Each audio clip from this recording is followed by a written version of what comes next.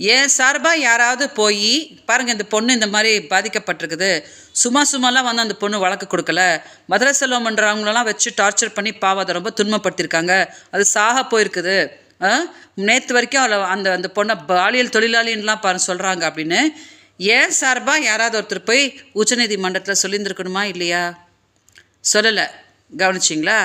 அப்போ என்னாச்சு அப்படின்னா, சீமான் அவரை வச்ச கோரிக்கையை வந்து அவங்க ஏற்று அவங்க வந்து இப்போ ஜட்ஜ்மெண்ட் கொடுத்துருக்காங்க. இப்போ நான் என்ன கேட்குறேன் அப்படின்னா, நான் ஏதோ சீமான்கிட்ட பேசிட்டா உடனே பார்த்தீங்கன்னா காஸ்கா பண்ணுறான்னு எல்லாரும் உட்காந்து கத்துறீங்களே.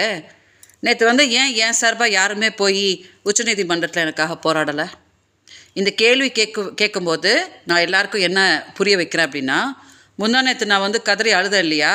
ஏன் அழுதேன்னா, எனக்கு எந்த நீதியும் கிடைக்காது, எனக்கு எந்த நியாயமும் கிடைக்காது, இந்த கேஸில் கிடைக்கவும் விட மாட்டாங்க அப்படின்றது நான் தெரிஞ்சுக்கிட்டேன். ஓகே, ஸோ இதை தாண்டி நான் போய் எந்த போராட்டமும் பண்ணிக்கிட்டு நான் எந்த ஒரு இதுவும் நான் பண்ணிக்கவே மாட்டேன். ஏன்னா யாரும் சீமானுக்கு வந்து பாவம் அந்த பொண்ணு கஷ்டப்பட்டுருக்கு, அந்த பொண்ணோட சாபத்தை கட்டிக்காத அப்படின்னு யாரும் சொல்லிட்டல.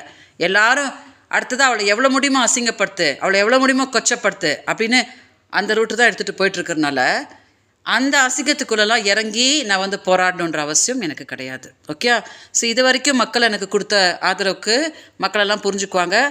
விஜயலட்சுமி இப்போ கூட ஏமாற்றப்பட்டிருக்காங்கல்ல அப்படின்னு மக்கள் புரிஞ்சுக்குவாங்க, மீடியாவும் புரிஞ்சுக்குவாங்க, எல்லாரும் புரிஞ்சுக்குவாங்க. ஸோ நீங்கள் எல்லாரும் எனக்கு கொடுத்த ஆதரவுக்கு நான் ரொம்ப நன்றி தெரிவிச்சுக்கிறேன். வணக்கம்.